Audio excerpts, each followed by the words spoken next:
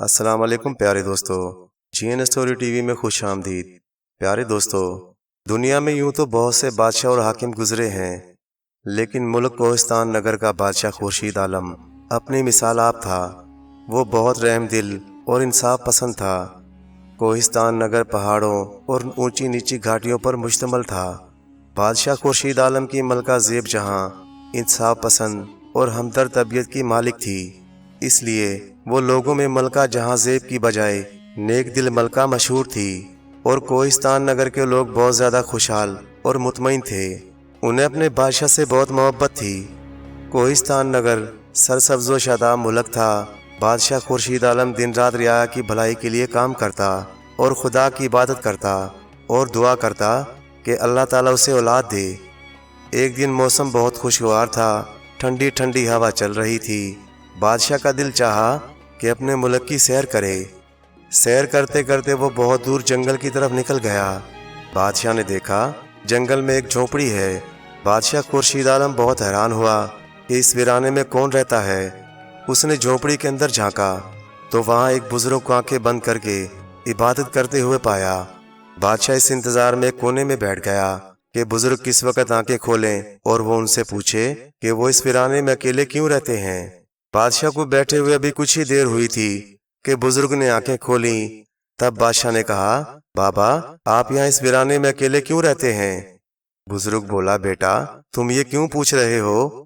میں اس ملک کوہستان نگر کا بادشاہ ہوں، اور میرا یہ فرض ہے کہ میں اپنے ملک کے ہر باشندے کو آرام اور آسائش مہیا کروں۔ بزرگ بولا، بیٹا میں نے تمہاری نیکی کے بہت چرچے سنے ہیں۔ نیک لوگوں کو اللہ تعالیٰ پسند کرتا ہے، وہ یقیناً تمہیں بھی پسند کرتا ہوگا۔ اگر تمہاری کوئی خواہش ہے تو مجھے بتاؤ، میں تمہارے لیے خدا سے دعا کروں گا۔ بادشاہ بولا، بابا میں کسی شخص کو بھی اپنے مرنے کے بعد ویسی حکومت کرنے کا اہل نہیں پاتا جس طرح میں ملک کو خوشحال رکھنے کے لیے چاہتا ہوں۔ میں نے اس ملک کی بہت خدمت کی ہے، اس لیے میری خواہش ہے کہ خدا مجھے ایک نیک اولاد دے تاکہ وہ میرے اس گھر جیسے ملک پر صحیح طرح سے حکومت کر سکے، اور جس سے میرے ملک کے باشندے آرام اور سکون کی زندگی گزار سکیں۔ بزرگ بولا، بیٹا میں تمہارے لیے دعا کروں گا، خدا تمہیں اولاد جیسی نعمت سے نواز دے۔ بادشاہ نے بزرگ کا شکریہ ادا کیا اور بزرگ سے بولا، آپ کو کسی قسم کی تکلیف ہو تو مجھے ضرور بتائیں تاکہ وہ پوری کر کے سعادت حاصل کر سکوں۔ اب مجھے جانے کی اجازت دیں۔ بزرگ نے دعا دی کہ خدا تمہیں خوش رکھے، اور بادشاہ وہاں سے روانہ ہو گیا۔ خدا کا کرنا، 1 سال بعد بادشاہ کے یہاں ایک خوبصورت اور پیاری بیٹی پیدا ہوئی۔ بیٹی کی پیدائش پر بادشاہ کی خوشی قابل دید تھی، اور اسی وقت بادشاہ نے سارے ملک میں جشن منانے کا فوراً اعلان کیا۔ اس خوشی کے موقع پر بادشاہ اس بزرگ کو نہ بھولا جس کی دعاؤں سے اللہ تعالیٰ نے اسے اولاد جیسی نعمت عطا کی۔ وہ بزرگ شہر کی گہما گہمی اور شور و غل سے دور رہ کر خدا کی عبادت میں مشغول رہنا چاہتے تھے، اس لیے بادشاہ نے ان کے لیے جنگل میں ایک خوبصورت مکان تعمیر کروایا اور ان کے لیے بیش قیمت تحائف بھیجے۔ 2 نوکر بھی خدمت کے لیے بھیج دیے، لیکن بزرگ نہ مانے اور انہوں نے نوکروں کو واپس بھیج دیا۔ بادشاہ کی بیٹی بہت حسین و جمیل تھی، اس لیے بادشاہ اور ملکہ نے اپنی بیٹی کا نام معروف رکھا۔ بادشاہ اور ملکہ زیب جہاں اپنی بیٹی سے بہت پیار کرتے تھے، وہ چاہتے تھے کہ اپنی بیٹی کی تربیت ایسے کریں کہ وہ لوگوں میں ایک مثال ہو۔ انہیں اس بات کا بالکل رنج نہیں تھا کہ ان کے ہاں بیٹی پیدا ہوئی۔ اولاد خدا کی نعمت ہوتی ہے۔ وہ چاہتے تھے کہ بیٹی کو اعلیٰ تعلیم و تربیت دے کر مخلوق خدا کی خدمت کے لیے اسے ملک کے تخت و تاج کا وارث بنا دیں گے۔ شہزادی ماروخ آہستہ آہستہ بڑی ہوتی گئی۔ جب وہ 5 سال کی تھی، رسم بسم اللہ ادا کی گئی، اور خود شہزادی بھی پڑھنے کی طرف متوجہ تھی۔ جب شہزادی کی عمر 7 سال ہوئی تو ایک دن بادشاہ ایک مہم سے واپس آیا تو اسے ہلکا ہلکا بخار ہو گیا۔ اگلے دن بیماری نے شدت اختیار کر لی۔ بہت علاج کیا لیکن بخار بڑھتا چلا گیا، اور پھر حکیموں طبیبوں نے بہت کوشش کی لیکن بادشاہ کو نہ بچا سکے۔ خدا کو یہی منظور تھا کہ ننھی شہزادی جس سے بادشاہ بہت پیار کرتا تھا وہ باپ کے سائے سے محروم ہو گئی۔ بادشاہ کے مرنے کی وجہ سے سارے ملک کے لوگ بہت دکھی تھے۔ بادشاہ خورشید عالم کا ایک ستیلا بھائی آفتاب عالم بھی تھا، جو ہر وقت اس سوچ میں اور کوشش میں رہتا تھا کہ کس طرح وہ ملک اور حکومت پر قبضہ کر لے۔ بادشاہ کے مرنے پر اسے بہت زیادہ خوشی ہوئی، لیکن وہ ظاہری ہمدردی کے لیے بادشاہ کی بیوی زیب جہاں کے پاس آ پہنچا۔ بادشاہ کا سوتیلا بھائی تو چاہتا تھا کہ خورشید عالم کی جگہ حکومت کرے، لیکن لوگوں نے ملکہ کی نیک دلی کی وجہ سے ملکہ زیب جہاں کو اپنی ملکہ مان لیا۔ اس کا آفتاب عالم کو بہت رنج تھا۔ بادشاہ خورشید عالم نے کبھی بھی اپنے بھائی کو سوتیلا بھائی نہیں سمجھا تھا، بلکہ وہ اسے حقیقی بھائیوں کی طرح چاہتا تھا۔ وہ خود بادشاہ تھا، اسے ہر آسائش مہیا تھی، لیکن اس نے یہ کبھی نہیں چاہا کوئی بھی کسی قسم کی تکلیف میں مبتلا ہو۔ اس طرح اس نے اپنے بھائی کو بھی بادشاہوں جیسی سہولت دی تھی، لیکن بادشاہ کے بھائی کی طبیعت ایسی حسد کرنے والی تھی کہ وہ چاہتا تھا تمام حکومت اور ملک اس کے قبضے میں آ جائے، حالانکہ عوام اسے بالکل بھی پسند نہیں کرتی تھی۔ آفتاب عالم کی بیوی زینت ایک اچھی عورت تھی۔ وہ ہمیشہ آفتاب عالم کو سمجھاتی کہ وہ ایسی حرکتوں سے باز آ جائے اور حکومت کی لالچ چھوڑ دے، کیونکہ لالچ بری بلا ہے، لالچ کرنے والے کو خدا بھی پسند نہیں کرتا۔ آفتاب عالم کی بیوی ایسے کاموں سے اسے روکتی اور کہتی تم ایسے کام نہ کرو، ہمارا بیٹا بڑا ہو کر کیا سوچے گا۔ زینت کے بار بار کہنے پر بھی وہ نہ مانا۔ وہ تو زینت کی بات ایک کان سے سنتا اور دوسرے کان سے نکال دیتا۔ اس کے سر پر تو ایک بھوت سوار تھا کہ کسی طرح عوام کو ملکہ کے خلاف کر دے، تاکہ عوام اس سے بدظن ہو کر آفتاب عالم کو اپنا بادشاہ بنا لیں۔ شہزادی کی عمر ابھی اتنی نہ تھی کہ وہ حکومت سنبھال سکتی، اس لیے ملکہ کے بعد آفتاب ہی ایسا شخص رہ گیا تھا جسے لوگ اپنا بادشاہ بناتے۔ ایک دن آفتاب نے سوچا کیوں نہ اپنے دوست جلال سے ملک پر قبضہ کرنے کے لیے مشورہ لے لوں، کیونکہ وہ سمجھتا تھا کہ اپنے بھائی کے بعد وہ حکومت کا حقدار ہے۔ آفتاب عالم نے فوراً ایک تیز رفتار گھوڑا تیار کرنے کا حکم دیا۔ پھر وہ گھوڑے پر سوار ہو کر اپنے دوست جلال کے پاس گیا۔ جب وہ وہاں پہنچا تو جلال حیران رہ گیا کہ آفتاب اس کے پاس کیسے آ گیا، حالانکہ جب بھی کوئی کام ہوتا تھا تو آفتاب اسے ہی اپنے پاس بلاتا تھا۔ جلال نے آفتاب کا استقبال بڑے زور و شور سے کیا۔ جلال بہت چلاک اور مکار آدمی تھا۔ پھر دونوں مسافہ کرتے ہوئے مہمان خانے کی طرف چلے گئے۔ وہاں جب بیٹھے تو آفتاب عالم نے اپنے آنے کی وجہ بتائی کہ میں تم سے ایک مشورہ لینے آیا ہوں۔ جلال بولا یہ تو میری خوش نصیبی ہے کہ ملک کا ہونے والا بادشاہ مجھ سے مشورہ لینے آیا ہے۔ تم نے ٹھیک کہا ہے، پتہ ہے تمہیں خورشید عالم کے بعد حکومت کا حق میرا بنتا ہے۔ چونکہ عوام مجھے پسند نہیں کرتی، اس لیے انہوں نے جہاں زیب کو اپنی ملکہ بنا لیا ہے، اور میں چاہتا ہوں حکومت میرے ہاتھ آ جائے۔ کوئی ایسی ترکیب بتاؤ کہ میں ملک پر قابض ہو جاؤں۔ جلال نے ایسا مشورہ دیا کہ آفتاب عالم مطمئن ہو کر چلا گیا۔ جب سے ملکہ نے حکومت کی باغ ڈور سنبھالی تھی، وہ روزانہ دربار لگایا کرتی تھی، لوگوں کی شکایتیں سنتی، ان پر فیصلے دیتی۔ ویسے بھی لوگ ملکہ کو پسند کرتے، اور جب سے اس نے باقاعدہ دربار لگانا شروع کیا تھا تب سے لوگوں کے دلوں میں اس کی عزت اور زیادہ بڑھ گئی تھی۔ ملکہ لوگوں کی فریاد سن کر ان کے ساتھ پورا انصاف کیا کرتی تھی۔ ایک دن دربار لگا ہوا تھا، باہر سے آواز آئی دہائی ہے، دہائی ہے، نیک دل ملکہ دہائی ہے۔ ملکہ نے پوچھا یہ شور کیسا ہے؟ دربان آداب بجا لاتے ہوئے بولا ملکہ عالیہ، ایک بڑھیا شرف بازیابی چاہتی ہے، اجازت ہے۔ ملکہ باروب آواز میں بولی۔ ایک بڑھیا دربار میں آئی اور روتے ہوئے بولی ملکہ عالیہ، میرے ساتھ بہت ظلم ہوا ہے، میں انصاف چاہتی ہوں۔ ملکہ بولی اے بزرگ خاتون، تمہیں کس نے ستایا ہے؟ بتاؤ، ہم تمہارے ساتھ انصاف کریں گے۔ بڑھیا بولی ملکہ عالیہ، میں ڈرتی ہوں کہ کہیں ظالم کا ظلم اور نہ بڑھ جائے۔ تم بے خوف ہو کر کہو، ظالم کو ایسی سزا دیں گے کہ اسے دوبارہ کسی کو ستانے کی ہمت نہیں ہوگی۔ بڑھیا بولی اے نیک دل ملکہ، کوتوال شہر کے لڑکے نے میرے بیٹے کو تلوار سے زخمی کر دیا ہے، اور وہ سخت زخمی ہے، چل پھر نہیں سکتا، اور میرے پاس اتنے پیسے نہیں کہ میں اس کا علاج کروا سکوں۔ ملکہ بولی اس نے تمہارے بیٹے کو کیوں زخمی کیا؟ نیک دل ملکہ، بات صرف اتنی تھی، میرا بیٹا کوتوال شہر کے بیٹے کے گھوڑے کے آگے سے گزرا، اسے یہ پسند نہ آیا اور اس نے غصے میں آ کر میرے بیٹے کو تلوار سے زخمی کر دیا، اور اس کے ساتھ ہی بڑھیا دھاڑے مار مار کر رونے لگی۔ ملکہ نے اسے تسلی دی اور بولی تم فکر نہ کرو، اگر کوتوال کے بیٹے کا قصور ثابت ہو گیا تو اسے معاف نہیں کیا جائے گا۔ ملکہ نے 2 دفعہ تالی بجائی اور حکم دیا اس عورت کو خزانے میں سے اتنی رقم دے دی جائے جس سے یہ اپنے زخمی بیٹے کا علاج کروا سکے۔ بڑھیا کو رقم دے دی گئی اور بڑھیا ملکہ کو درازی عمر اور بلند رتبے کی دعائیں دیتی ہوئی چلی گئی۔ ملکہ کوتوال کے بیٹے کے متعلق جاننے کے لیے کسی ہرکارے کو بھی بھیج سکتی تھی، لیکن وہ بہت انصاف پسند تھی۔ ذاتی تفتیش اور تحقیق کے بعد اکثر فیصلے اسی طرح کیا کرتی تھی۔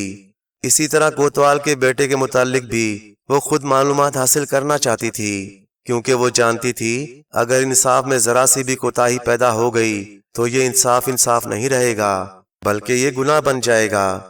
رات کو جب شہزادی ماروک سو گئی تو ملکہ نے مردانہ لباس پہنا تاکہ اسے کوئی پہچان نہ سکے، اور استبل میں جا کر ایک سفید اور برق رفتار گھوڑے کا انتخاب کیا، گھوڑے پر زین ڈالی اور محل سے روانہ ہو گئی۔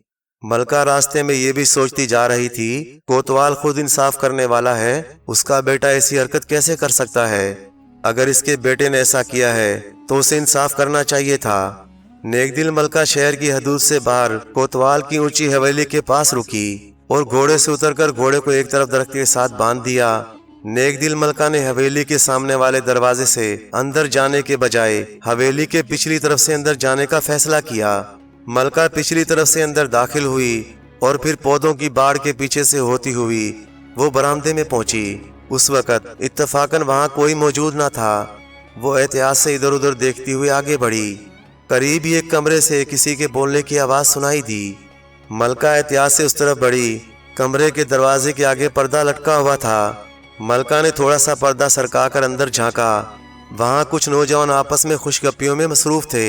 ایک نوجوان نے دوسرے سے کہا، وحید، تم نے یہ تو نہیں بتایا کہ بڑھیا کا بیٹا جب زخمی ہوا تو تم نے پھر کیا کیا؟ کرنا کیا تھا، اس کمبخت کو میں وہیں چھوڑ کر گھر آ گیا۔ پہلے والے لڑکے نے پھر کہا، اگر وہ تمہارے ابا جان سے شکایت کر دے تو؟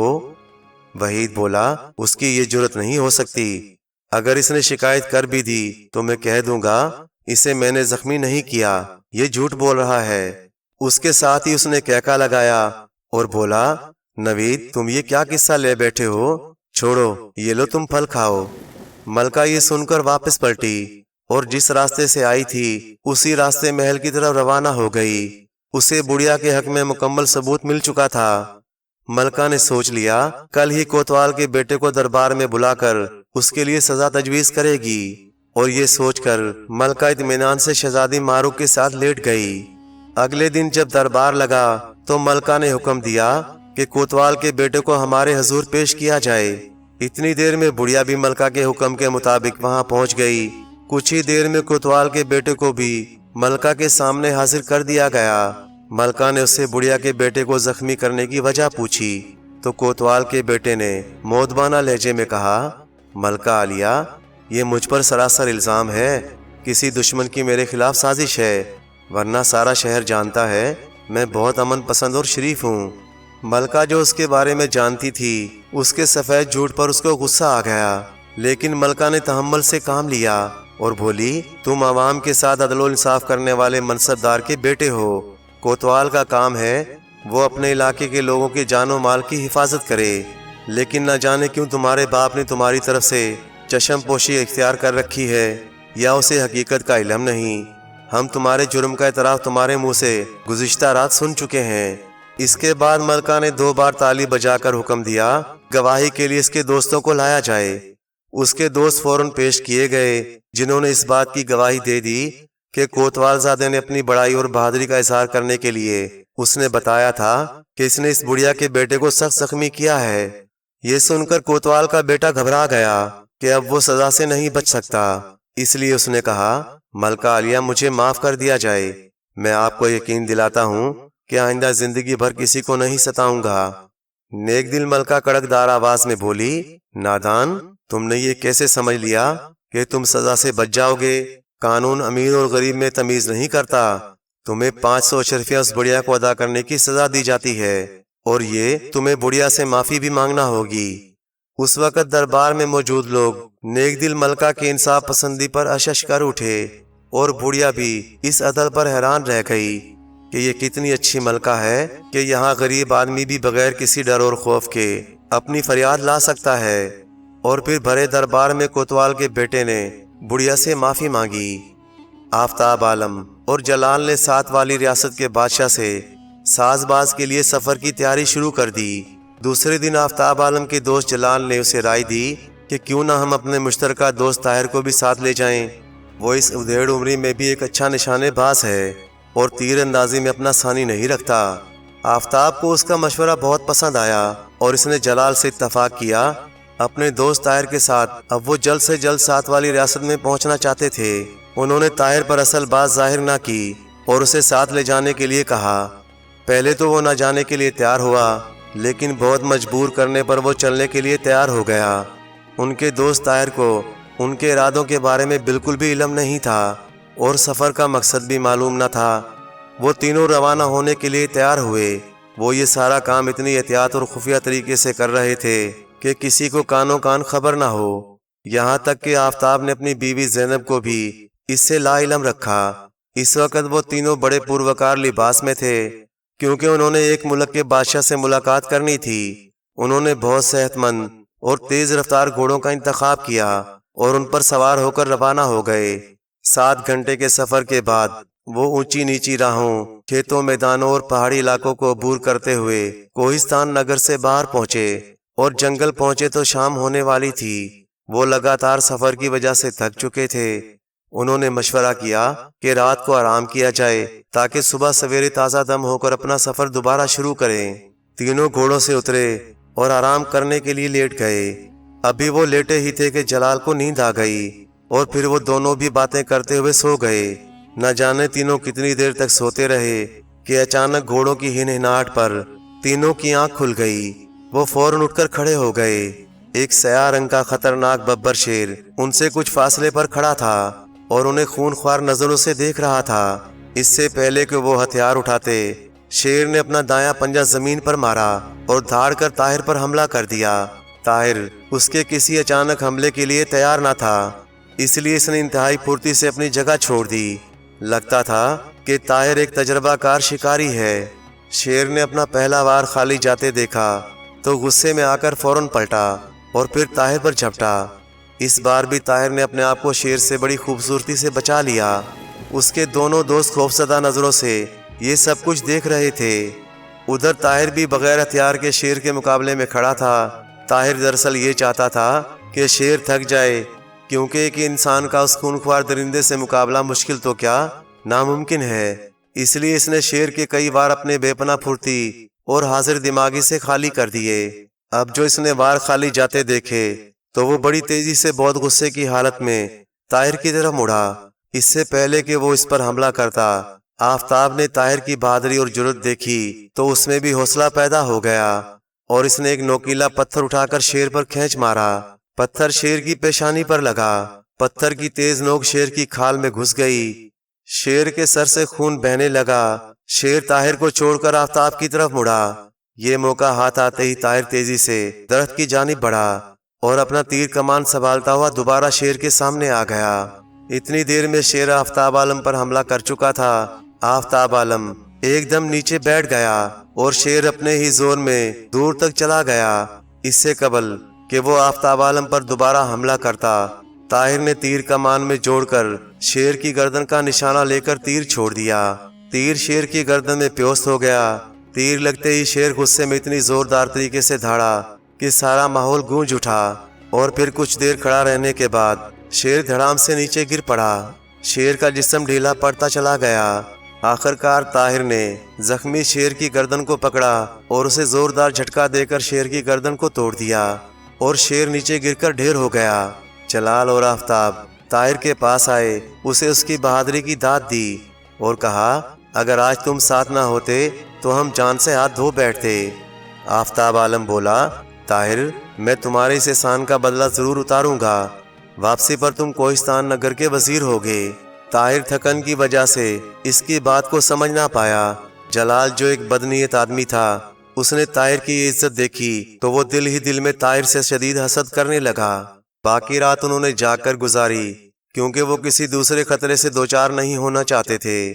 صبح ہوئی تو وہ کھانے سے فارغ ہو کر تمام سامان سمیٹ کر وہ اپنے گھوڑوں پر سوار ہو کر اپنے سفر پر روانہ ہو گئے۔ طاہر نے آفتاب سے پوچھا، تم نے مجھے ابھی تک یہ نہیں بتایا کہ ہم کہاں جا رہے ہیں اور کتنے دن تک واپسی ہوگی۔ وہ اسی طرح باتیں کرتے ہوئے پڑوسی ریاست بہارستان کی سرحد پر پہنچ چکے تھے۔ یہی ان کی منزل تھی، لیکن تینوں نے مشورے سے طے کیا کہ صبح بہارستان میں داخل ہوا جائے۔ رات انہوں نے وہیں گزاری۔ صبح وہ شہر پناہ کے دروازے پر پہنچے۔ شہر پناہ کے نگران کو آفتاب عالم نے یہ بتایا کہ وہ کوہستان کے شاہی خاندان سے تعلق رکھتے ہیں اور وہ بادشاہ فیروز سے ملاقات کے ارادے سے آئے ہیں۔ انہیں عزت و احترام کے ساتھ آرام دہ بگی میں بٹھا کر محل کی طرف روانہ کیا۔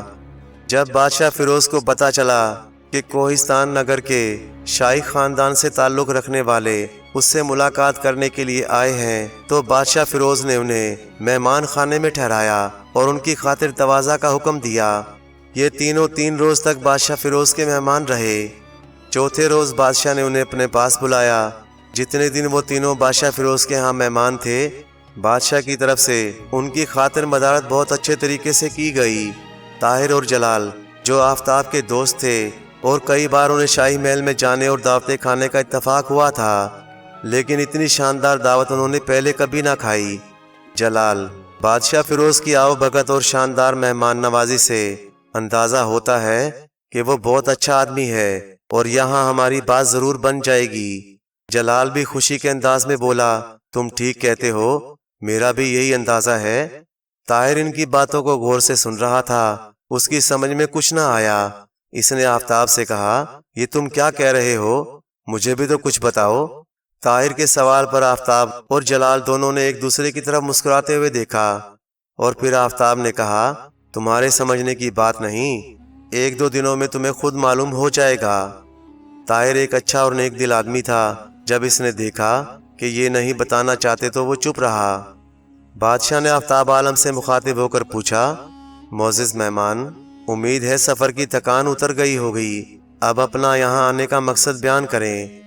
آفتاب نے پرتکلف دعوت کا شکریہ ادا کیا اور بولا، ہم اپنا مقصد آپ کو تخلیہ میں بیان کریں گے۔ بادشاہ نے ان کی بات سن کر باروب آواز میں کہا، تخلیہ۔ اس کے پاس بیٹھے ہوئے تمام وزیر اور مشیر اور دیگر تمام لوگ اٹھ کر چلے گئے تو آفتاب نے رازدارانہ انداز میں اپنی بات شروع کی اور بولا، میں کوہستان نگر کے بادشاہ خورشید عالم کا بھائی ہوں۔ بادشاہ نے خوش ہوتے ہوئے کہا، یہ میرے لیے بہت بڑا اعزاز ہے کہ آپ یہاں تشریف لائے۔ آپ یقیناً کسی اہم کام کے سلسلے میں آئے ہوں گے۔ آپ کے بھائی خورشید عالم کے ساتھ ہمارے ملک کے تعلقات ہمیشہ اچھے تھے۔ آپ کے بڑے بھائی خورشید عالم بہت انصاف پسند اور رحم دل انسان تھے۔ ان کے اور ہمارے ملک کے بہت اچھے تعلقات تھے۔ ان کی وفات کوہستان نگر کے لیے بہت بڑا نقصان دہ المیہ ہے۔ آفتاب نے بات شروع کرتے ہوئے کہا، آپ ٹھیک کہتے ہیں بادشاہ فیروز، بھائی جان کی وفات کے بعد میرے لیے تو دنیا اندھیر ہو گئی۔ اس کے بعد آفتاب عالم نے جھوٹ موٹ رونا شروع کر دیا۔ بادشاہ اسے تسلی دینے لگا۔ آفتاب عالم نے روتے ہوئے کہا، واقعی بھائی جان بہت اچھے انسان تھے، اب ملک کو ان جیسے انصاف پسند بادشاہ کی ضرورت ہے۔ بادشاہ نے کہا، سنا ہے ان کی ملکہ عدل و انصاف کے ساتھ بڑی کامیابی سے حکومت کر رہی ہے۔ اس پر آفتاب عالم خوش آمدانہ انداز میں بولا، حضور بادشاہ مکرم، یہ صرف سننے کی حد تک کی بات ہے، ورنہ۔ بادشاہ نے اس کی بات کاٹتے ہوئے حیرت سے کہا، ورنہ کیا؟ آپ کیا کہنا چاہتے ہیں؟ آفتاب عالم بولا، بادشاہ معظم، میں یہ کہنا چاہتا ہوں، ملکہ ہیں تو میری بھابھی، لیکن جب سے انہوں نے اقتدار سنبھالا ہے ہر طرف بدامنی ہے، لوگ انصاف کو ترس گئے ہیں اور ساری ریاست میں سکون نام کی کوئی چیز نہیں۔ ملکہ کی مخالفت اور یہ سفید جھوٹ سن کر آفتاب عالم کا دوست طاہر حیران ہو گیا۔ وہ کچھ کہنا ہی چاہتا تھا کہ آفتاب نے اسے خاموش رہنے کا اشارہ کیا۔ بادشاہ نے آفتاب کی یہ باتیں سن کر کہا، میرے آدمیوں کے کہنے کے مطابق تو کوہستان نگر میں پہلے سے زیادہ خوشحالی ہے۔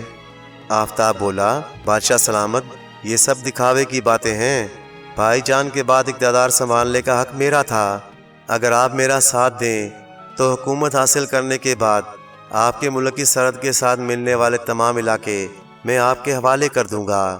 بادشاہ نے حیرانی اور غصے سے کہا، آفتاب، یہ تم کیا کہہ رہے ہو؟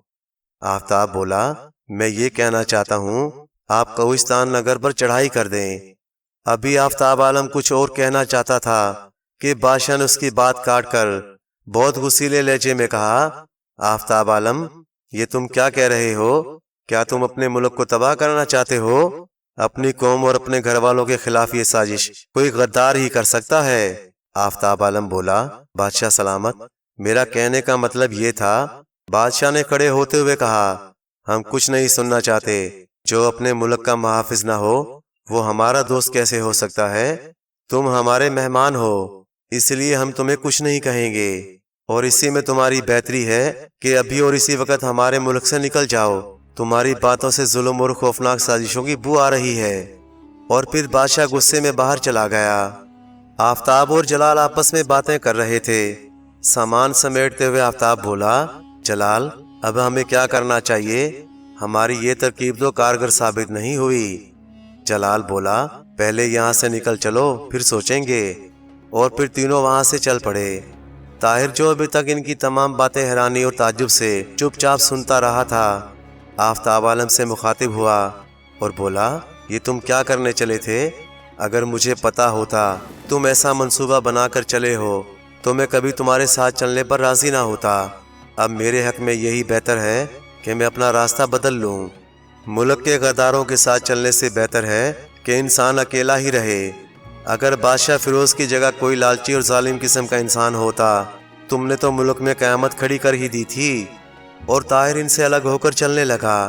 آفتاب نے اسے مخاطب ہو کر سخت لہجے میں کہا، تم ہم سے علیحدہ تو ہو رہے ہو، لیکن یاد رکھنا ہمارے خلاف تمہارے منہ سے ایک لفظ بھی نکلا تو تمہاری خیر نہیں۔ میں حکومت حاصل کرنے کے لیے تم جیسے کئی دوستوں کو قربان کر سکتا ہوں۔ طاہر نے ایک دم رک کر کہا، جو شخص پوری قوم کا دشمن ہو اس کے سامنے میرے جیسے ایک آدمی کی کیا اہمیت؟ لیکن یاد رکھو تم جو کام کرنے جا رہے ہو، اپنے تو اپنے، غیر بھی ایسے شخص سے نفرت کرتے ہیں۔ کیا تم نے بادشاہ فیروز کے ملک سے نکال دینے سے کوئی سبق حاصل نہیں کیا؟ آفتاب نے اس کی بات کا کوئی اثر لینے کے بجائے فوراً نیام سے تلوار نکال لی۔ حکومت اور دولت کی لالچ نے اسے ایسا اندھا کر دیا تھا کہ وہ دوست دشمن کی پہچان بھول گیا۔ جلال نے درمیان میں آ کر بچ بچاؤ کیا۔ طاہر ایک ملک سے محبت کرنے والا انسان تھا، وہ آفتاب سے الجھنا نہیں چاہتا تھا۔ ویسے اس کا دل و دماغ یہ کہہ رہا تھا کہ شاہی خاندان کا فرد ہونے کے باوجود آفتاب ایسا شخص نہیں کہ اسے زندہ چھوڑ دیا جائے۔ اس لیے طاہر جلال اور اس سے فوراً علیحدہ ہونا چاہتا تھا کہ وہ کسی بھی وقت اسے سخت نقصان پہنچا سکتے ہیں۔ جلال کی باتوں سے اس نے پہلے ہی اندازہ لگا لیا تھا کہ یہ سب کچھ آفتاب جلال کے مشوروں سے کر رہا ہے۔ کچھ دیر سفر کرنے کے بعد شام کو تینوں شہر پناہ تک پہنچے۔ وہاں تینوں کے گھوڑے موجود تھے۔ تینوں گھوڑوں پر بیٹھے اور روانہ ہو گئے۔ جلال اور آفتاب آگے نکل گئے اور طاہر آہستہ آہستہ چلتا رہا۔ جلال اور آفتاب جلد سے جلد اپنے ملک پہنچنا چاہتے تھے تاکہ کسی اور منصوبے پر عمل کر سکیں اور ملکہ جہاں سے یعنی نیک دل ملکہ سے حکومت ہتھیا لی جائے۔ ان کے گھوڑوں کی رفتار بہت تیز تھی۔ اس طرح دوسرے دن شام کے قریب وہ کوہستان نگر کی سرحد پر پہنچ گئے۔ 2 روز آرام کرنے کے بعد ایک دن آفتاب کے شیطانی ذہن میں ایک عجیب بات آئی اور اس کے چہرے پر مسکراہٹ کھیلنے لگی۔ وہ اپنے آپ سے بولا، اب دیکھتا ہوں کوہستان نگر کی ملکہ کا قوم پر اعتماد اور اس نیک دل ملکہ کا نام ختم نہ کر دوں تو میرا نام آفتاب نہیں۔ آفتاب نے نوکر کو حکم دیا جلال کو فوراً آنے کے لیے کہا جائے۔ زیادہ دیر نہ گزری تھی کہ جلال وہاں پہنچ گیا۔ اس نے سلام کیا اور بولا، آفتاب اللہ کرے تم جلدی بادشاہ بن جاؤ، بتاؤ تم نے مجھے اس وقت کیوں بلایا؟ جلال، ہمارے جاسوسوں نے کوہستان نگر کے بارے میں کیا اطلاع دی ہے؟ آفتاب نے پوچھا۔ جلال خوش ہو کر بولا، آفتاب عالم، کوہستان نگر والے تمہارے شاہی جلال کو کہاں پہنچ سکتے ہیں، لیکن ہمارے جاسوس کچھ زیادہ کامیابی حاصل نہیں کر رہے۔ ان کا کہنا ہے کوہستان نگر کا ہر فرد چوکس اور ہوشیار ہے، انہیں کسی قسم کا نقصان پہنچانا مشکل تو کیا ناممکن ہے۔ جلال، میں جانتا ہوں کہ ملکہ کو طاقت کے ذریعے نہیں ہٹایا جا سکتا، کسی زبردست چال اور عیاری کی ضرورت ہے۔ جلال آفتاب کی تعریف کرتے ہوئے بولا، آفتاب تم نے ٹھیک کہا، دشمن اگر زیادہ مضبوط ہو تو اسے چالاکی اور ہوشیاری سے ختم کیا جائے، میرے دماغ میں ایک تجویز آئی ہے، ہمیں اس پر بغیر وقت ضائع کیے عمل کرنا چاہیے۔ یقیناً تم نے بہت اچھی بات سوچی ہوگی، تم بتاؤ، ہم مل کر کوشش کریں گے اور ملکہ کو ہمیشہ کے لیے ہٹا کر رہیں گے۔ جلال، میں چاہتا ہوں کہ اس سلسلے میں کسی جادوگر سے مدد لی جائے، تمہارا کیا خیال ہے اس بارے میں؟ آفتاب، یقین جانو تمہاری یہ تجویز اتنی شاندار ہے، اس طرح نہ تو کسی کو کانوں کان خبر ہوگی کہ یہ ہماری سازش ہے، اور ادھر کوہستان نگر میں بھی ہر طرف خوف و ہراس پھیل جائے گا۔ آفتاب عالم بولا، تو پھر فوراً کچھ کرو، میں چاہتا ہوں کوہستان نگر پر میرے نام کا جھنڈا لہرانے لگے۔ ٹھیک ہے، میں کچھ کرتا ہوں، یہ کہہ کر جلال باہر چلا گیا۔ دوسرے دن جلال شام کے وقت آفتاب کے پاس پہنچا تو اس کی آنکھیں چمک رہی تھیں جیسے اسے بہت بڑا خزانہ مل گیا ہو۔ آفتاب نے پوچھا، کیوں جلال، کیا میری بات پوری ہو گئی ہے؟ جلال نے تفصیل بتاتے ہوئے کہا، تمہارے کہنے کے مطابق تمام جادوگروں کو بلایا گیا ہے، لیکن کوئی جادوگر بھی کسی انسانی جان سے کھیلنے کے لیے تیار نہیں۔ آفتاب کھڑا ہو کر بولا، جلال، کیا تم نے انہیں دولت کا لالچ نہیں دیا؟ انہیں دولت کا لالچ دیا تھا، لیکن وہ کہتے ہیں ہماری نظروں میں دولت کی کوئی اہمیت نہیں۔ لیکن آفتاب، میں نے اس سے بھی بہتر انتظام کر لیا ہے۔ آفتاب نے خوش ہو کر پوچھا، کیسا انتظام کیا ہے، جلدی بتاؤ۔ آفتاب، سنا ہے ہمارے ملک کی جنوبی سرحد کے اس پار جو کالا پہاڑ ہے، اس کی ایک غار میں ایک دیو رہتا ہے۔ اس دیو میں اتنی طاقت ہے کہ وہ درختوں کو جڑوں سمیت اکھاڑ لے، اپنی ایک پھونک سے کسی انسان کو اس طرح اڑا دیتا ہے جیسے وہ کوئی معمولی سا تنکا ہو۔ اس سے ہم اپنی مرضی کے کام کروا سکتے ہیں۔ آفتاب نے جلدی سے کہا، کیا تم اس سے ملے ہو؟ یقیناً یہ تمہارا بڑا اور عظیم کام ہوگا۔ اپنی تعریف سن کر جلال پھولا نہ سمایا اور بولا، آفتاب، ایک دوست کا دوسرے دوست کی مدد کرنا فرض ہے۔ میں اس دیو سے تو نہیں ملا، البتہ اس کا ٹھکانہ معلوم کرنے کے لیے آدمی بھیج دیے ہیں۔ جیسے ہی کوئی آدمی خبر دے گا تو میں خود وہاں جاؤں گا۔ آفتاب نے اطمینان کا لمبا سانس لیتے ہوئے کہا، ٹھیک ہے، اب تم جا سکتے ہو، لیکن جلال یاد رہے، کام جلدی اور انتہائی رازداری سے ہونا چاہیے۔ جلال عجیب قسم کی ہنسی ہنستے ہوئے بولا، تم اطمینان رکھو۔ اس کے بعد جلال وہاں سے چلا گیا۔ کچھ دیر چلنے کے بعد وہ پتھروں سے بنی ہوئی ایک بہت بڑی اور عالی شان عمارت میں داخل ہوا۔ یہ عمارت جلال کی رہائش گاہ تھی۔ یہاں کئی گھڑ سوار اس کے منتظر تھے۔ اس نے ان میں سے ایک کو مخاطب کر کے کہا، امیر جہاں، کیا ہمارے بھیجے ہوئے آدمی واپس آ گئے؟ امیر جہاں نے بڑے ادب سے کہا، جی ہاں، بغیر آرام کیے رات دن کا سفر کرنے کے بعد وہ ابھی ابھی واپس لوٹے ہیں، اور انہوں نے بتایا ہے کہ دیو پہلے ہماری بات نہیں مان رہا تھا، لیکن جب انہوں نے اسے دولت کا لالچ دیا تو وہ فوراً مان گیا۔ ٹھیک ہے، ٹھیک ہے، اور ہاں امیر جہاں، تمہیں تمہارے کام کا بہت بڑا انعام دیا جائے گا۔ بہار کا موسم تھا اور رات کا آخری پہر۔ کوہستان نگر کے سب لوگ میٹھی نیند سو رہے تھے۔ اچانک ایک زوردار دھماکہ ہوا اور شمالی بستی کے کچھ گھروں میں آگ بھڑک اٹھی۔ لوگ چیختے چلاتے گھروں سے نکل آئے۔ خوف و ہراس کی وجہ سے عورتیں اور مرد اندھا دھند ادھر سے ادھر بھاگ رہے تھے۔ کافی سارے لوگ آگ پر پانی ڈال رہے تھے، لیکن پانی سے آگ میں ذرا برابر فرق نہ آیا۔ کچھ دیر تک آگ بھڑکتی رہی اور پھر ایک دم بجھ گئی۔ یہ دیکھ کر لوگ حیران ہو گئے۔ انہوں نے جہاں اچانک آگ لگنے کی پریشانی تھی، وہیں اچانک آگ بجھنے کا تعجب بھی تھا۔ ادھر ملکہ کو جب اطلاع ملی تو اسے مکانوں کے جلنے، لوگوں کے زخمی ہونے اور ان کے نقصان کا بہت دکھ تھا۔ اس نے فوراً غریب لوگوں کے مکان بنوانے کے لیے ان کی مدد کی۔ 2 دن امن سے گزرے۔ تیسرے دن آدھی رات کے وقت پھر شمالی بستی کے کچھ علاقوں میں آگ لگ گئی۔ اس رات پھر لوگ چیختے چلاتے گھروں سے باہر نکل آئے۔ بستی میں کوہرام مچ گیا۔ اس دن بھی ملکہ کو ان تمام واقعات کی اطلاع ملی تو ملکہ کو پریشانی ہوئی اور وہ سوچنے لگی، آخر یہ کیا ماجرا ہے؟ آفتاب اور جلال دونوں خوش تھے کہ اب ان کا یہ حربہ ضرور کامیاب ہوگا، کیونکہ ان کے اشارے کے مطابق دیو اپنا کام کر رہا تھا۔ ایک دن دونوں مل کر جس بستی میں آگ لگی تھی اس کا چکر لگانے گئے تاکہ لوگوں کو ملکہ کے خلاف بھڑکا سکیں۔ وہ دونوں جا رہے تھے۔ انہوں نے ایک بوڑھے آدمی کو روتے ہوئے دیکھا۔ آفتاب نے بوڑھے سے پوچھا، بابا، آپ کیوں رو رہے ہیں؟ بوڑھے نے جواب دیا، بیٹا، میرے گھر کو آگ لگ گئی ہے۔ اس پر جلال نے کہا، بابا جی، آپ کو پتا ہے یہ آگ کیسے لگی؟ بوڑھا بولا خدا ہی بہتر جانتا ہے۔ آفتاب پھر بولا ہماری ملکہ جو نیک دل کے نام سے مشہور ہے، یہ اسی کی غفلت اور بے پرواہی کا نتیجہ ہے۔ ان کی یہ بات کرنے کا مقصد یہ تھا کہ لوگ ملکہ کی طرف سے بدگمان ہو جائیں۔ اس کی بات سن کر بوڑھے نے کہا نہیں بیٹا، ملکہ تو بہت اچھی اور انصاف پسند ہے، وہ تو ہر وقت لوگوں کے سکھ چین کے لیے تدبیریں کرتی ہے۔ اس پر آفتاب نے جلال کو دیکھ کر مکارانہ مسکراہٹ کے ساتھ بولا یہ سکھ اور چین کی تدبیریں سب کہنے کی باتیں ہیں۔ بوڑھے نے آفتاب کو مخاطب کیا لیکن بیٹا تم یہ سب کچھ کیوں کہہ رہے ہو؟ اس طرح وہ کئی اور لوگوں سے بھی ملے، ہر کسی کے کان میں انہوں نے یہ بات ڈالنے کی کوشش کی کہ ملکہ نے لوگوں کی جان لی ہے۔ اس طرح مختلف علاقوں میں مختلف وقتوں میں آگ کا لگنا ایک معمول بن گیا۔ جلال اور آفتاب کا لوگوں کو طرح طرح سے بھڑکانے کی وجہ سے لوگ یہ سوچنے پر مجبور ہو گئے کہ آخر ملکہ اس مصیبت سے نجات کے لیے کوئی تدبیر کیوں نہیں کرتی۔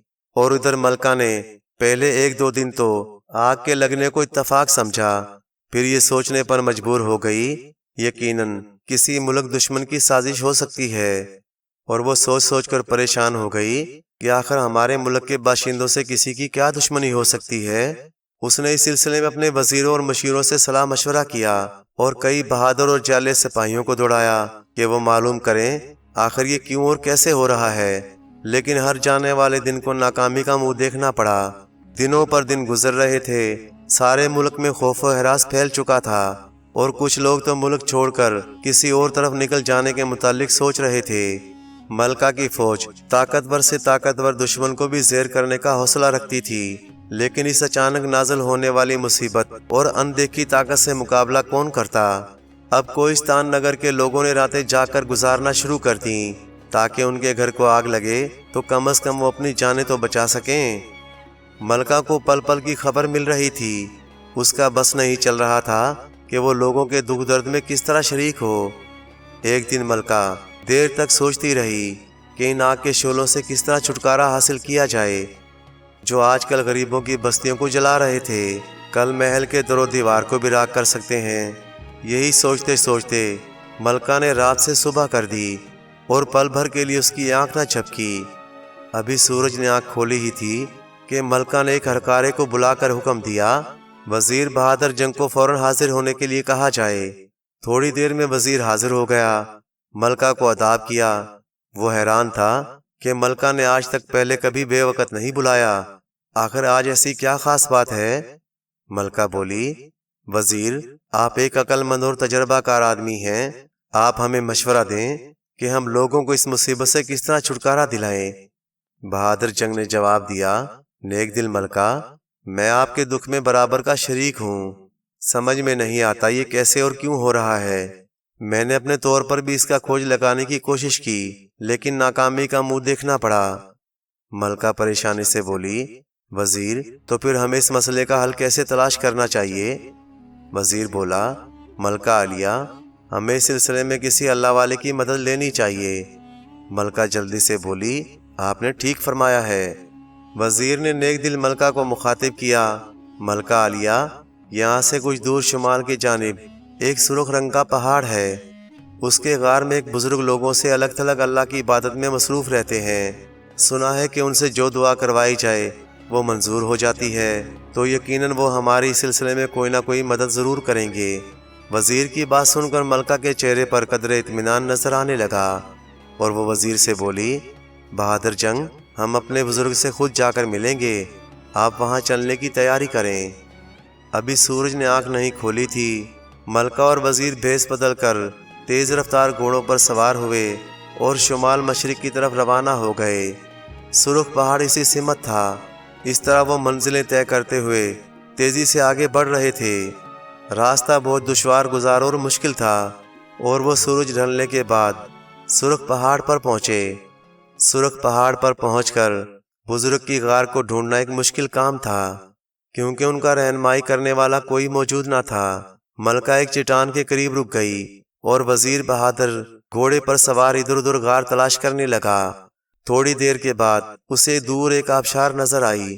بہادر ایک ذہین شخص آدمی تھا، اس نے اندازہ لگا لیا غار یقیناً اسی آبشار کے قریب کہیں ہوگی۔ تھوڑی سی کوشش کے بعد اسے وہ غار مل گئی۔ وہ واپس ملکہ کے پاس آیا اور ملکہ کو لے کر وہاں پہنچا۔ انہوں نے ایک بہت بڑے پتھر کے ساتھ اپنے گھوڑوں کو باندھ دیا اور خود غار میں داخل ہو گئے۔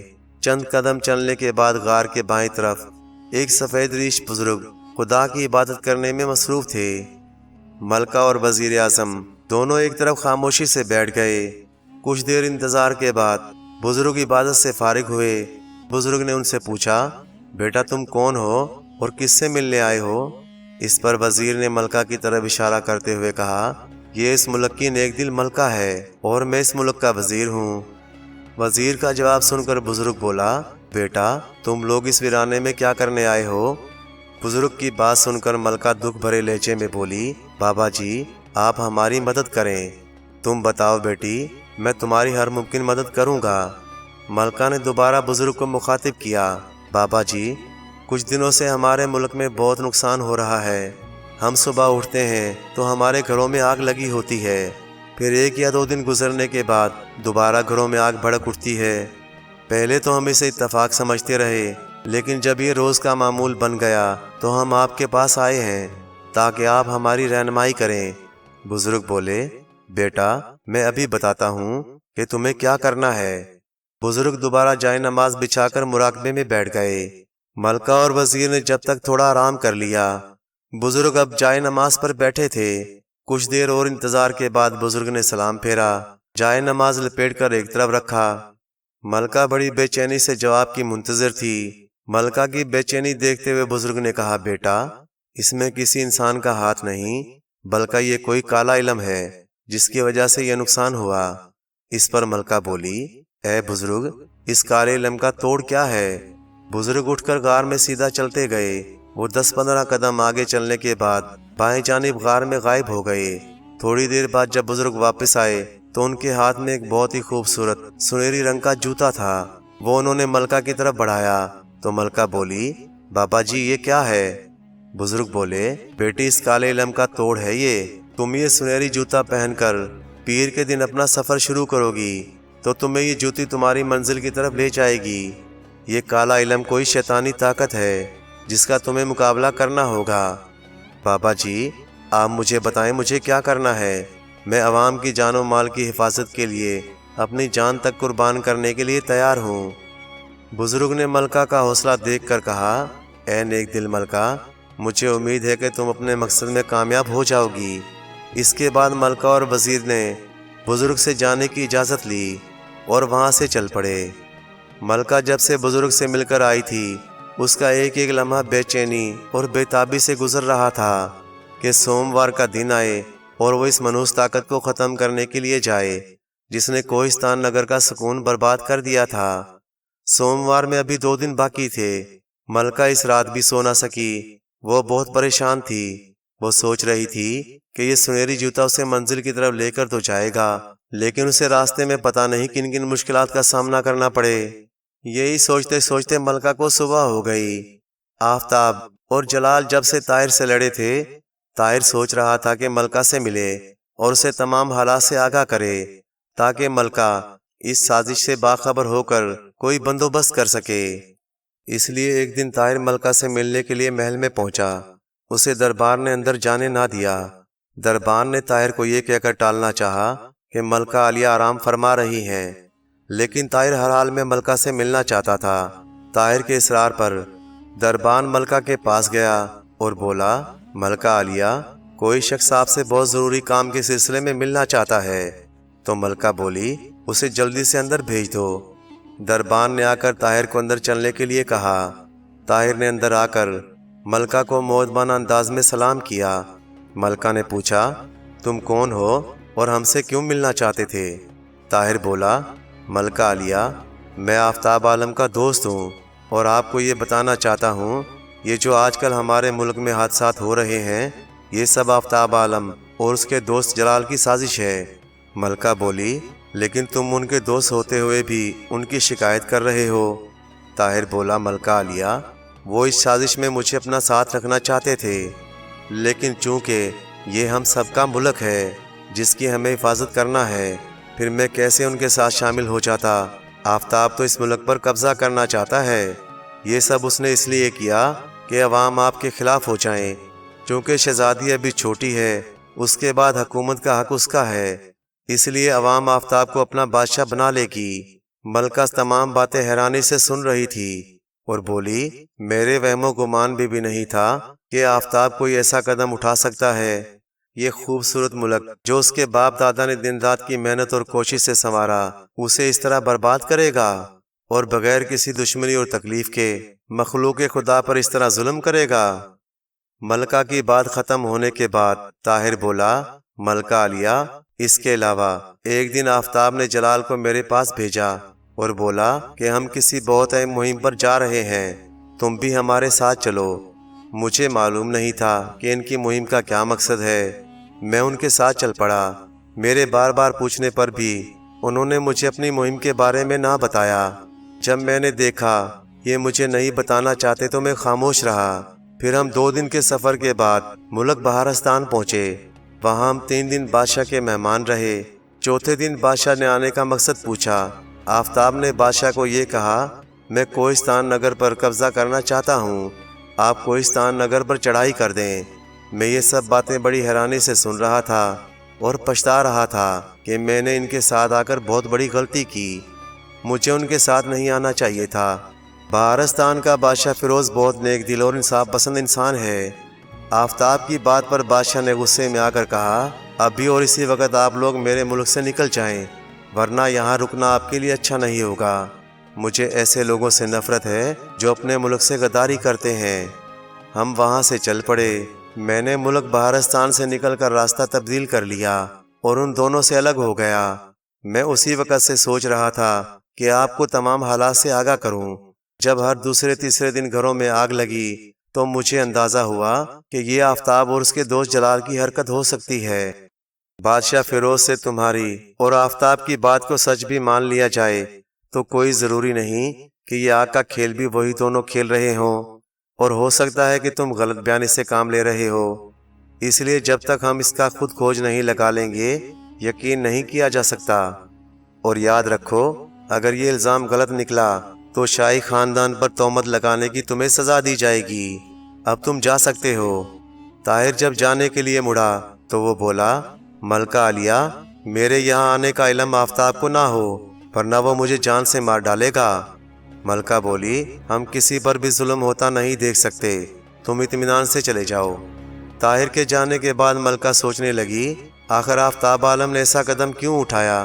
اگر وہ مجھ سے اس سلسلے میں بات کرتا تو شاید میں حکومت اس کے حوالے کر دیتی، لیکن اب اسے حکومت دی جائے تو وہ عوام کی خوشحالی کے باعث بننے کے بجائے وہ عوام پر ظلم کرے گا۔ پھر طاہر کی تمام باتوں کے ساتھ ملکہ کو بزرگ کی باتیں بھی یاد آ رہی تھیں۔ جب ملکہ نے دونوں کی باتوں کو ملا کر دیکھا تو اسے یہ ساری ایک ہی کڑی نظر آئی کہ یہ آفتاب ہی ہے جو عوام پر ظلم و ستم ڈھا رہا ہے۔ اس کے بعد ملکہ نے سوچا آفتاب کو کسی طرح سیدھے راستے پر لایا جائے۔ پھر ملکہ یہ سوچنے لگی کہ آفتاب عالم کو راہ راست پر لانے سے پہلے اس شیطانی طاقت کو ختم کرنا ضروری ہے جس میں آفتاب عالم کا ہاتھ ہے۔ ملکہ کو یہ سب باتیں سوچتے سوچتے نیند آ گئی۔ رات کو وہ سفر کی تیاری تقریباً کر کے سوئی تھی۔ صبح کو اٹھ کر اس نے اپنی خاص کنیزوں کو بلا کر انہیں کچھ ہدایتیں دی، جن میں اکثر ہدایتیں شہزادی ماروک کے بارے میں تھیں۔ اس نے راستے کے لیے کچھ سامان اپنے ہمراہ لے لیا۔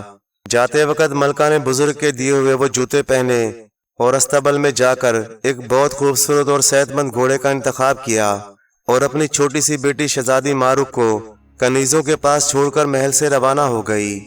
ملکہ گھوڑے کو برق رفتاری سے دوڑاتی ہوئی ویرانوں، بیابانوں، ریگستانوں، دریاؤں میں سے تیزی سے سفر کرتی ہوئی آگے بڑھ رہی تھی۔ اس کا گزر ایک جنگل سے ہوا۔ اس نے وہاں ایک جھونپڑی دیکھی۔ اسے حیرانی ہوئی کہ اس جنگل میں یہاں بھلا کون رہتا ہے۔ وہ گھوڑے سے اتری اور یہ دیکھنے کے لیے جھونپڑی کی طرف بڑھی۔ جھونپڑے کے اندر اسے ایک بڑھیا بیٹھی نظر آئی۔ اس نے بڑھیا سے پوچھا، آپ یہاں اس جنگل میں اکیلی کیوں رہتی ہیں؟ بڑھیا نے روتے ہوئے کہا، میں کوہستان نگر کے رہنے والی ہوں۔ وہاں کچھ دنوں سے مسلسل گھروں میں آگ لگ رہی تھی۔ ان گھروں میں سے ایک گھر میری بہن کا بھی تھا جو آگ کی لپیٹ میں آ گیا اور میری بہن بہنوئی اور بچے جل گئے۔ آگ سے بچنے کے لیے تب سے یہاں آ گئی ہوں۔ फिर बुढ़िया ने आ भरते हुए कहा, मलका ने हम गरीबों के लिए कुछ नहीं किया। उसकी बात सुनकर मलका की आंखों में आंसू आ गए। मलका ने बुढ़िया से कहा, आप वापस कोहिस्तान नगर चली जाएं, कुछ ही दिनों में सब ठीक हो जाएगा। फिर किसी को ये जुर्रत नहीं होगी कि वो किसी गरीब को एक तिनके जितना भी नुकसान पहुंचाए। फिर मलका ने अशरफियों की थैली देते हुए कहा, इससे आप अपनी जरूरियात पूरी करें और अभी कोहिस्तान रवाना हो जाएं। बुढ़िया बोली, बेटी, खुदा तुम्हें तुम्हारे हर मकसद में कामयाब करे और कोहिस्तान की मलका तो तुम्हें होना चाहिए कि इस जंगल में भी तुम मुझ जैसी गरीब की खैर ख्वाही करने आई हो। खुदा तुम्हें हमेशा खुश रखे। मलका ने कुछ खाने पीने की चीजें उसे दी और खुद वहां से अपनी मंजिल की तरफ रवाना हो गई। मलका सफर की वजह से बहुत थक गई थी और शाम का अंधेरा भी फैल रहा था। मजीद कुछ सफर करने के बाद उसने जंगल में ही रात गुजारने का फैसला किया और वहीं एक घने और बड़े तने वाले दरख्त के नीचे एक मुनासिब जगह को साफ करके लेट गई। रात खैरियत से गुजरी। सुबह जाकर इसने अल्लाह को याद किया, कुछ खाया पिया और घोड़े पर बैठी और अपने सफर पर रवाना हो गई। अभी वो जंगल की हदूद से निकलकर एक रेगिस्तान में सफर कर रही थी कि अचानक उसकी नजर नीचे रेत पर पड़ी तो इसने देखा 3 स्याह रंग के खौफनाक सांप उसके घोड़े की तरफ बढ़ रहे थे। इससे पहले कि मलका घोड़े को रोकती, 2 सांपों ने घोड़े की पिछली टांगों को जकड़ लिया। घोड़ा लड़खड़ाया और गिरने ही वाला था कि मलका ने अपने आप को संभाला और घोड़े की पीठ से नीचे कूद गई और तलवार निकालकर सांपों पर हमला कर दिया।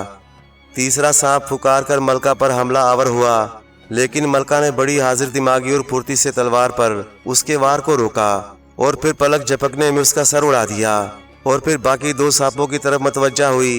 कुछ ही देर में वो दोनों सांप भी ढेर हो गए, लेकिन जब वो घोड़े की तरफ बढ़ी तो उसको पता चला कि सांपों के डसने की वजह से वो मर चुका है। मलका को अपने इस खूबसूरत और सुबह रफ्तार घोड़े के मरने का बहुत अफसोस था, लेकिन मलका ने अपने आप से कहा, मैं कोहिस्तान नगर की आवाम की जानो माल की हिफाजत करने और उनको पुरसुकून जिंदगी मुयस्सर करने के लिए ऐसे हजारों घोड़े तो क्या अपनी जान भी कुर्बान कर सकती हूँ। मलका को घोड़े के मरने का दुख जाता रहा और पैदल ही आगे बढ़ गई। वो वक्त ज़ाया नहीं करना चाहती थी और जल्द से जल्द उस शैतानी ताकत तक पहुंचकर उसका खात्मा चाहती थी, लेकिन मंजिल की खबर ना थी। वो खुदा पर भरोसा करके आगे बढ़ती रही। थोड़ी दूर जाकर वो दाएं मुड़ी। अचानक उसके पांव से बुजुर्ग का दिया हुआ जूता निकलकर बाएं जानिब खुद ब खुद चलने लगा। वो जूते के पीछे पीछे रवाना हो गई। तब जूता एक जगह पर रुका। मलका ने दोबारा जूता पहना और आगे बढ़ी। वो कोहिस्तान नगर की जनूबी सरहद के पार काफी दूर आ चुकी थी। वो लगातार सफर कर रही थी। एकदम उसके पांव रुक गए। वो समझ गई यकीनन यहीं पर ही वो शैतानी ताकत है जिसका उसे मुकाबला करना है। वो थोड़ा आगे बढ़ी और बड़ी एहतियात के साथ इसने गार के अंदर झांका तो बुरी तरह चौंक गई। एक बहुत ही हैबतनाक और कवि हैकल द्यो बाहर की तरफ पीठ किए बैठा था। मलका को ये अंदाजा लगाने में देर न लगी, यही इसका खौफनाक दुश्मन है जिससे अपनी आवाम को छुटकारा दिलाने के लिए वो यहाँ तक पहुंची थी। उसने सोचा अगर यही इसका दुश्मन है तो उसे उसके सोने का इंतजार करना चाहिए। मलका वापस पलटी, इधर उधर देखा तो करीब ही उसे एक दरख्त नजर आया। वो दरख्त के नीचे इस इंतजार में बैठ गई कि ये द्यो सोए और मैं उसे खत्म कर दूं, क्योंकि वो जानती थी कि जागते हुए इस द्यो का मुकाबला करना उसके लिए नामुमकिन था। फिर वो इस पर हैरान रह गई कि उस काले पहाड़ पर तो कहीं सब्जा नजर नहीं आता, फिर ये दरख्त यहाँ कैसे उगाया? खुदा की कुदरत है। अचानक उसकी नजर उस दरख्त की एक शाख पर पड़ी जिसके साथ एक मजबूत तारों वाला खूबसूरत पिंजरा लटक रहा था और उसमें 2 बहुत ही खुशनुमा लंबी दुम वाले अजीबो गरीब परिंदे कैद थे। उनके सिरों पर नन्हे नन्हे ताज बने हुए थे। ऐसा लगता था कि वो परिंदों के मुल्क के शहजादे हों। अभी मलका को दरख्त के नीचे बैठे हुए कुछ ही देर गुजरी थी कि वही दोनों परिंदे इंसानों की तरह आपस में बातें करने लगे। एक कह रहा था, दोस्त, पता नहीं हम कब इस बदबख्त द्यो की कैद से रिहा होंगे। हमारे पीछे हमारे मुल्क भारस्तान के बादशाह फिरोज हमारी वापसी का इंतजार कर रहा होगा। हम कोहिस्तान नगर की मलका के पास बादशाह फिरोज का पैगाम भी नहीं पहुंचा सके। दूसरा परिंदा बोला, हाँ दोस्त, वाकई हम यहाँ कैद हुए बहुत दिन हो गए। ये द्यो बहुत जालिम है, इसने तो कोहिस्तान नगर के घरों में आग लगाई है। मलका चौंकी। اب اسے یقین ہو چلا کہ غار کے اندر والا دیو اس کا مجرم ہے۔ پہلے پرندے نے کہا، ہاں ہاں، جان و مال کا بہت نقصان ہوا ہے اور کچھ لوگ اپنے گھروں کو چھوڑ کر دوسری طرف نکل گئے ہیں، اور کوہستان نگر میں یہ سارا ظلم آفتاب کے کہنے پر ہو رہا ہے۔ دوسرے پرندے نے پوچھا، آفتاب عالم کون ہے؟ پہلا بولا، کوہستان نگر کے بادشاہ خورشید عالم کا سوتیلا بھائی۔ اقتدار کی ہوس نے آفتاب کو پاگل کر دیا۔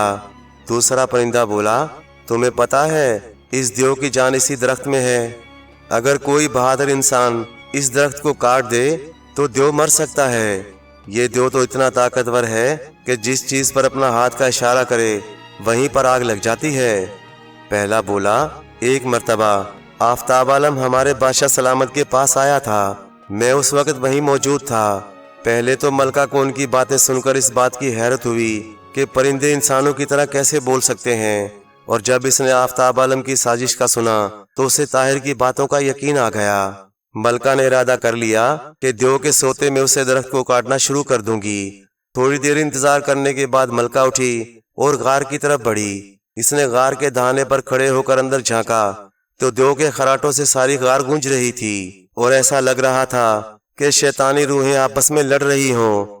ملکہ واپس آئی اور درخت کے تنے سے شاخوں کو پکڑتی ہوئی اوپر پہنچی اور درخت سے پنجرا اتارا اور نیچے آ کر تھوڑے سے فاصلے پر ایک اونچے سے پتھر کے ساتھ رکھ دیا، اور اپنے ہتھیاروں سے ان میں سے کلاڑی نکالی اور درخت کی شاخوں کو تیزی سے کاٹنے لگی۔